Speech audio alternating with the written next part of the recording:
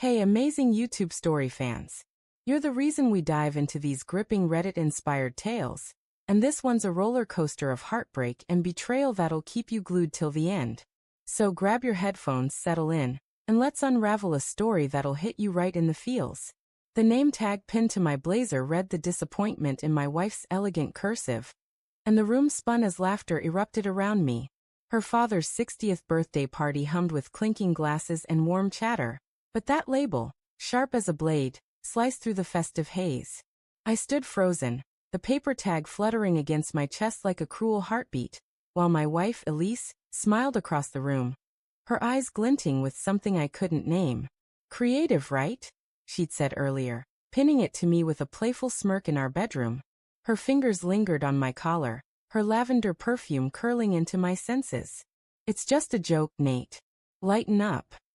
I'd laughed it off, chalking it up to her teasing humor, the kind that usually warmed me. But now, standing among her family's polished smiles, the words felt heavier, like a verdict I hadn't seen coming. The banquet hall glowed under chandeliers, their light catching on crystal flutes and the sequins of Elise's emerald dress. Her father, Richard, held court near the bar, his booming laugh filling the space as relatives fawned over him.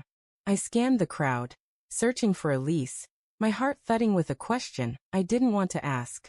Why this label? Why tonight? I caught her by the dessert table, her head tilted close to her cousin Mark, his hand brushing her arm as they whispered.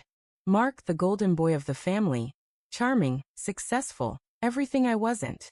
I'd always sensed a flicker of envy in Elise when she spoke of him, but I'd buried it, telling myself it was nothing.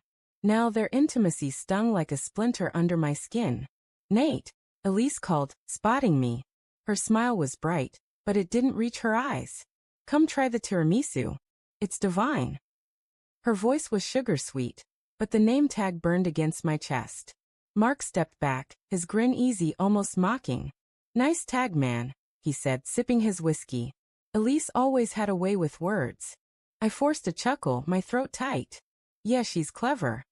My eyes flicked to her, searching for the woman I'd married.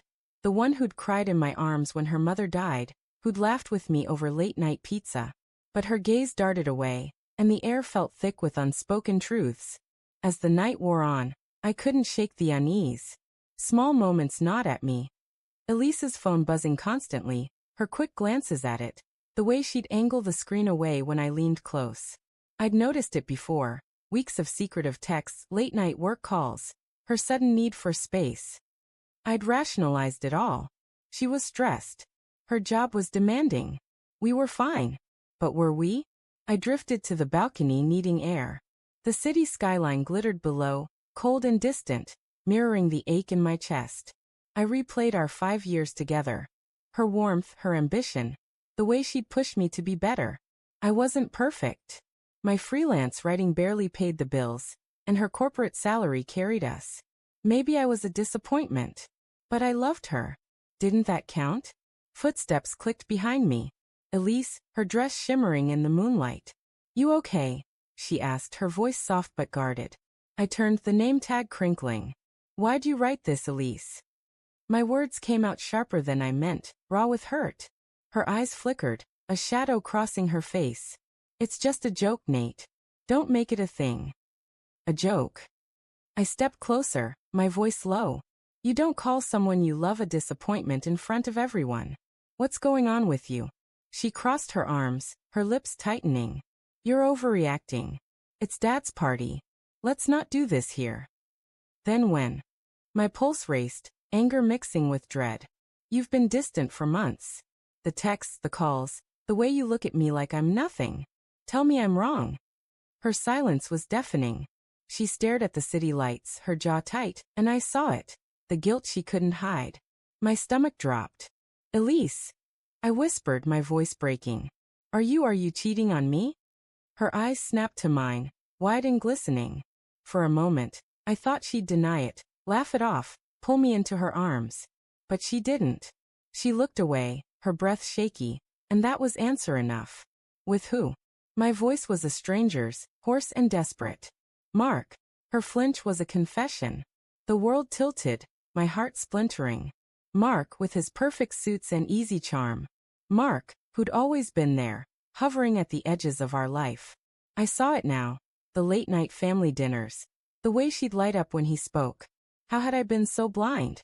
It's not what you think, she said finally, her voice trembling. It's complicated. Complicated. I laughed, bitter and hollow. You're sleeping with him, aren't you? Don't lie to me, Elise. She pressed her lips together, tears spilling down her cheeks. It was a mistake, she whispered. It happened once, and I didn't know how to stop it. He makes me feel seen, Nate. You're always in your head, you're writing your dreams. I'm drowning in this marriage, and you don't even notice. Her words were a punch, stealing my breath. I wanted to scream, to beg, to tell her she was wrong. But part of me knew she wasn't. I'd felt her slipping away, and I'd done nothing. I'd let my insecurities, my failures, build a wall between us.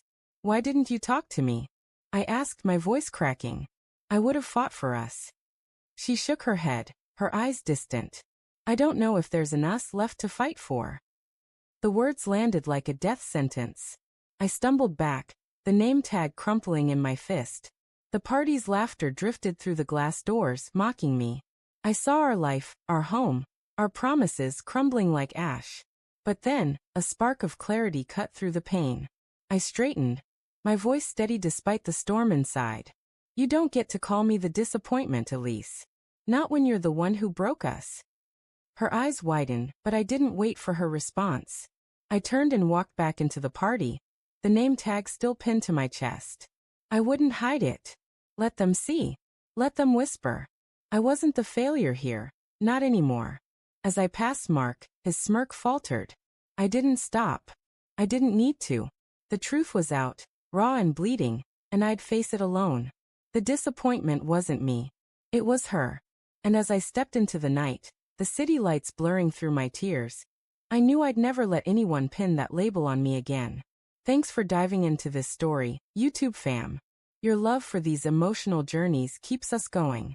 Hit that like button, share your thoughts below, and let's keep exploring the raw, real stories that connect us all.